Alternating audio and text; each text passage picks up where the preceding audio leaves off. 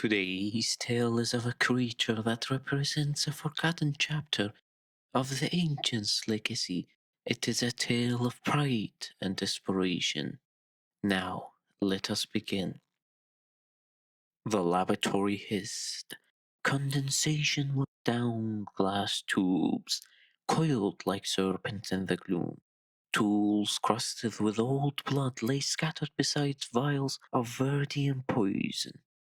From the deepest shadows, a voice clawed its way into the silence, distorted, crude, barely understood, as if dragged through broken glass. Hello, mother. No answer came. Only the drip of fluid hitting steel echoed as he moved towards the central tank. A monolith of murky glass pulsing with sickly light. Darkness clung to his form like a second skin, as if his very being was a part of it. Only his eyes defied the void, yellow irises, swirling around red pupils, fixed on the shape suspended within. His bone-knuckled hand slammed against the tank. You know, mother, what truly brings anguish to my soul? Seeing what happened to what you considered your masterpieces, your magnum opus, while I rotted in the wastes. I still cannot accept it.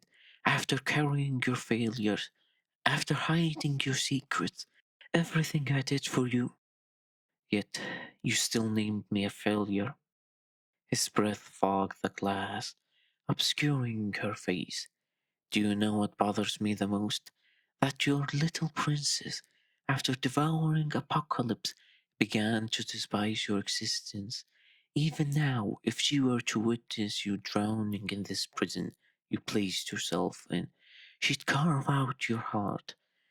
You never told the other guardians, never whispered how their comrade died due to your hubris.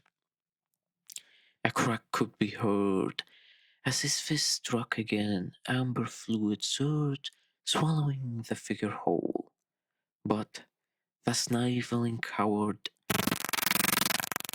he buried the memory of our existence, forgetting everything.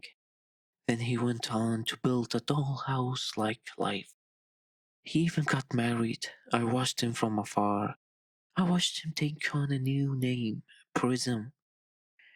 And what a joy gaining such a name brought him. A laugh rippled throughout the lab, maniacal, deranged, shattering vials on distant shelves as a claw tapped the empty socket atop his head. I apologize for the sudden outburst, but you know the funny thing is, that little brat had my missing eye, slumbering deep within him, nestled so deep I couldn't sense it. Don't act coy, you know of what I speak. The eye you stole from me when you banished me to the veil between worlds. But luckily, something happened which forced the eye to awaken. Thus, I was able to find him.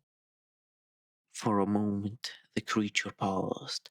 Then he leaned until his forehead pressed the cold glass. Oh, and speaking of the veil, after his wife's death, his spirit shattered. Would you like to know who killed her? Come on, guess. You know who it is. She was killed by the little princess you oh so adore.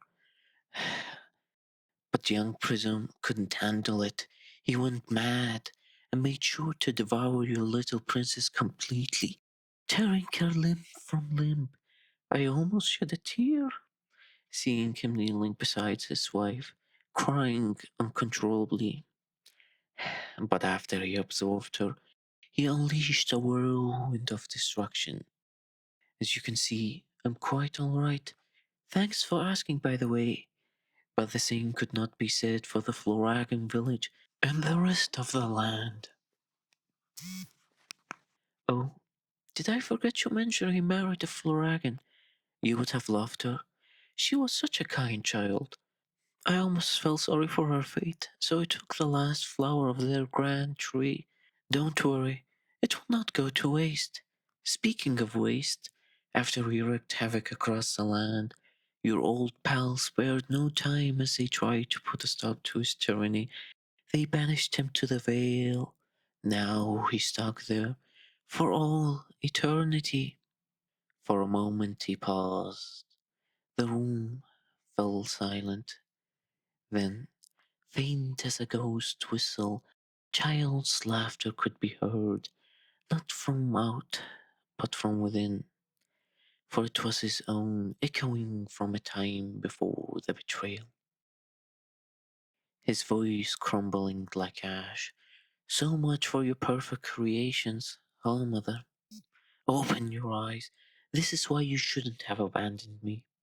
He circled the tank, shadows stitching themselves to his ragged back.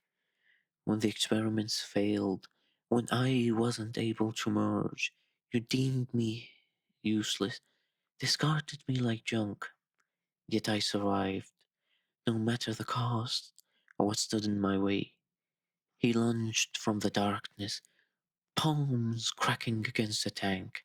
Look at me, he shouted, his voice filled with sorrow. I was accepted nowhere. Everyone I met deemed me as an abomination. Every single road I took ended in knives. Every single village I entered, I was met with chains. I killed even when I didn't want to, just to keep my worthless existence.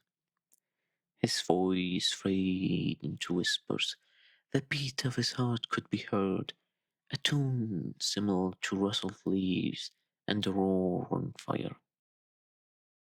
I just wanted silence. I yearned for peace. I have long since abandoned the hope of being accepted.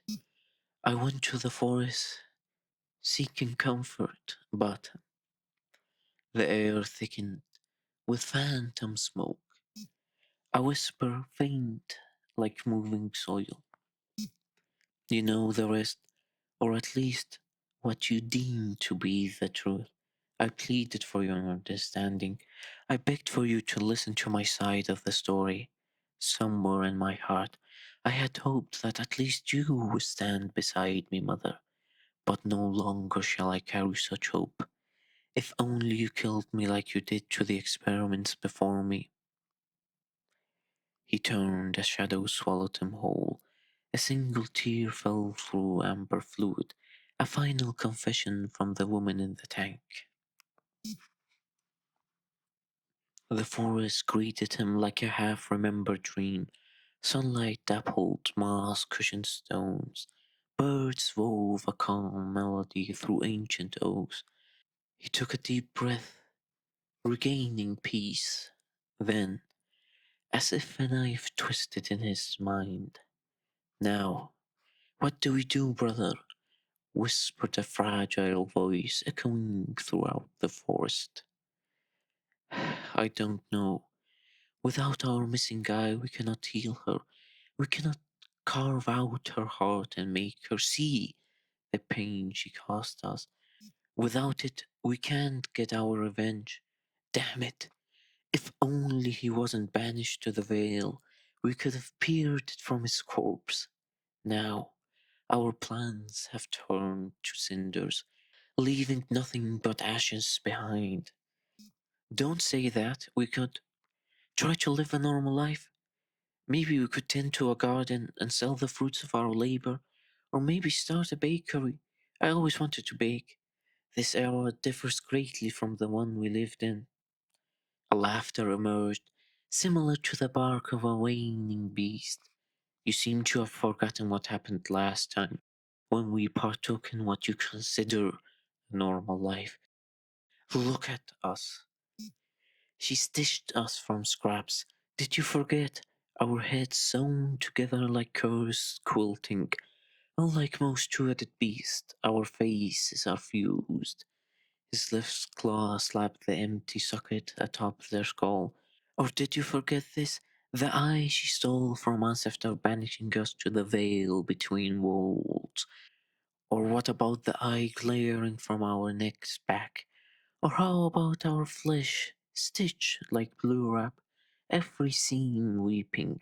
yanking the singular wing on their right side, a crumpled parchment of skin, or this useless flesh of a false wing she gave us, or the one arm on the left side, if only she gave us another in place of that wing, as if to mock us. Did you forget why the massacre happened? What those elves hissed as they cornered us? Said the left face. Then silence fell as the wind sighed through pines. His teeth bared at the sky. The screams and curses hurled at us. Abomination, cursed beasts, and many more. Did you forget their torches? Did you? The right face whispered, like falling petals. No. The left face snarled, then told the tale.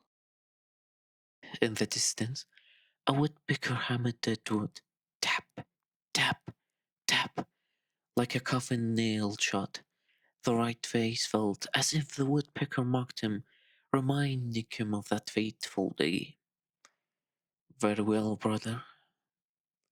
I remember that day all too well. He closed his eyes. Memory started to bleed into the clearing. Long ago, we built a small hut in the forest, with oak beams and moss chinked, with a small garden where we planted many vegetable fruits and plants. We even planted rosemary for some reasons I don't recall. It was the most wonderful time of our lives, after being banished from the lab. But the peace didn't last long, as the elves came, with poisoned honey on their tongues. The air shimmered as they opened their eyes and looked at the distance. They saw the ghost of an elf materialize, reminding them of their heartbreak.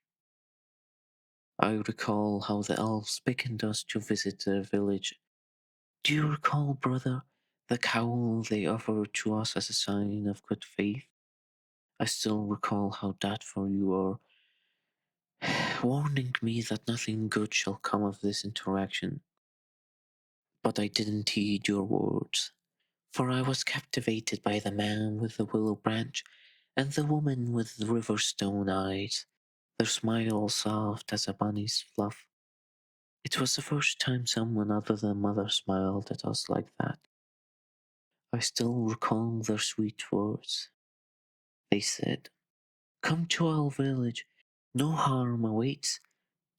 We hesitated at first. You asked, "Why? Why would you offer kindness to a monster such as ourselves?" The male and female elves stepped close. They gently embraced us, whispering into our ears, "All lives within the forest are sacred. Our kind learn to accept, understand, and embrace all."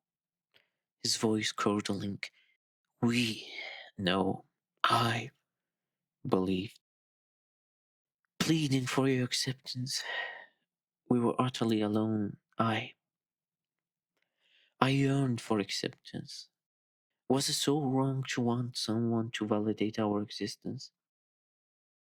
I only wanted to feel welcomed in this world. I'm sorry, brother." The left face let out a growl like grinding stones. "I understand, brother. The fault lies not with you, for I do not hold any ill will towards you. Now proceed with the explanation." The right face hesitated at first, for what is to come cost years to build up, fogging his vision. They they drugged our stew. Unable to defend ourselves, they sold us to a noble reeking of perfume and smoke. When we came to, fear filled us as we saw the iron bars surround us. We pleaded for our freedom. He sat atop his seat, coughing loudly as he mocked us. He let out a condescending sneer. "Beasts should bark when masters command." I'll enjoy breaking you in once I'm done with you. You shall make an excellent pet. As the reality of our situation stepped in, we fought desperately for our freedom, even as drugs choked our veins, or when he broke our bones with his bejeweled cane.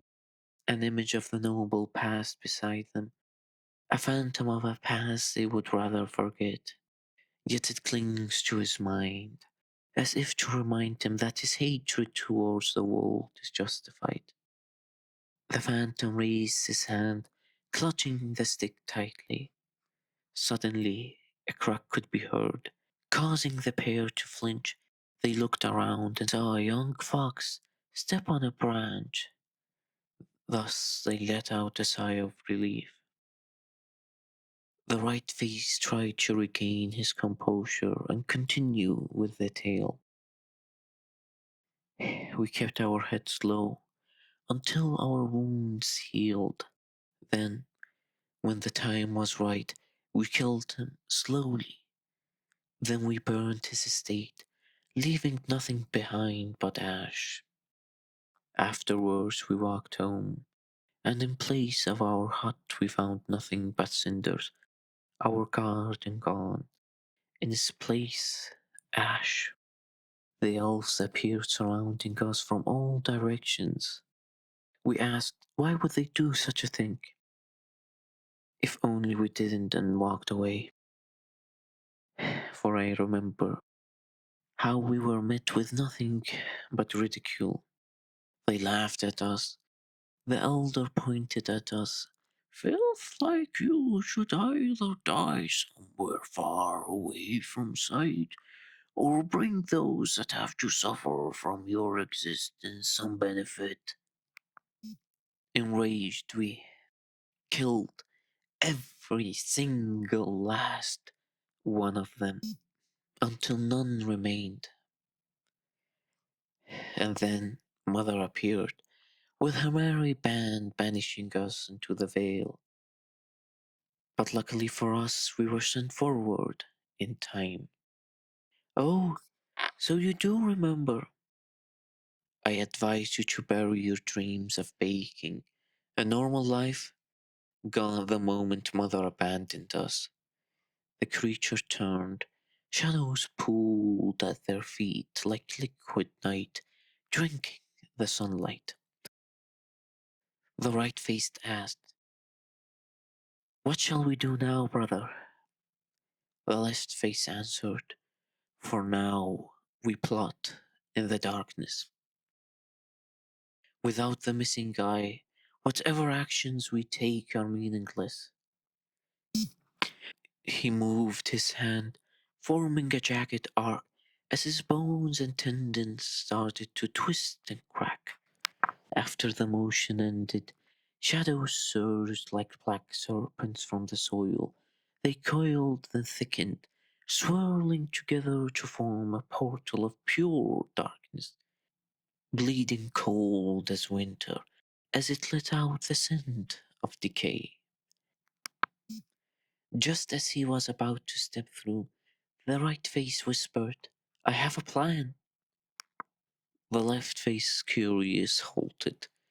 What might that be?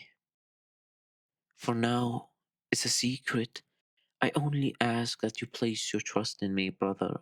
Soon, you'll see. Very well. I shall place my trust in your wing. They stepped into the gloom, closing the portal. The two-headed silhouette entered the forest, swallowed by the shadows. The birds fell silent as the night cast its veil. Thus concludes our story. It seems there was much more to young Prism's eyes changing than what meets the eye. You know, I believe that I'm entitled to learn more of your agenda, for I have foretold 40 different tales. Thus, I ask to learn, why do you only tell the tales of those last who are forgotten by time?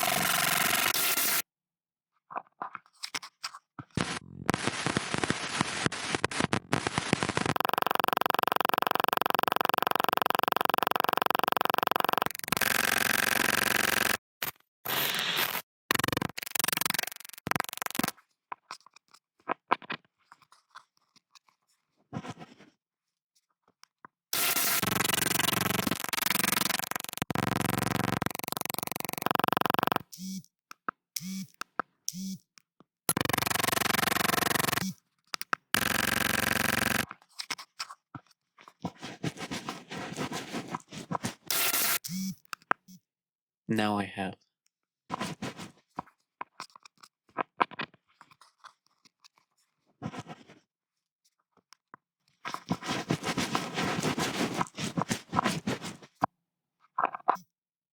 Yes, I know.